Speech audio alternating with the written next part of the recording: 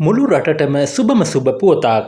මව්පියන් සතු වූ දේපල පවරා ගැනීමෙන් අනතුරුව එම මව්පියන්ට නොසලකා හැර ඔවුන් වැඩිහිටි නිවාසවලට යොමු කරන දරුවන් සතු එම දේපල රාජ්‍ය සන්තක කිරීමට රජය පියවර ගන්නා බව ජාතික මහලේකම් කාර්යාලයේ අධ්‍යක්ෂ චතුර මිහිඳුන් මහතා පැවසීය. එම දේපල රාජ්‍ය සන්තක කිරීමෙන් අනතුරුව එම මව්පියන් රැක බලා ගැනීමේ වගකීම රජය බාර ගන්නා බවද ඔහු සඳහන් කළේය. මීට අදාළ අනපනස් සංශෝධනය කිරීමට පියවරගෙන ඇති බවත් එම සංශෝධන මේ වන විට නීති කෙටුම්පත් අංශය වෙත යොමු කර ඇති බවත් ඔහු ප්‍රකාශ කළේය.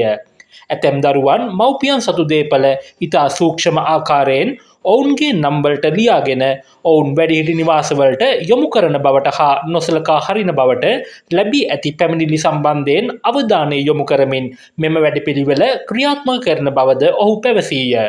එම වැඩපිළිවෙල ක්‍රියාත්මක කිරීමට අදාළ අනපනත් ශක්තිමත් කළ පසු මව්පියන්ට නොසලකා සිටීමට දරුවන්ට ඉඩක් නොලැබෙන බව අධ්‍යක්ෂකවරයා පෙන්වා දුන්නේය.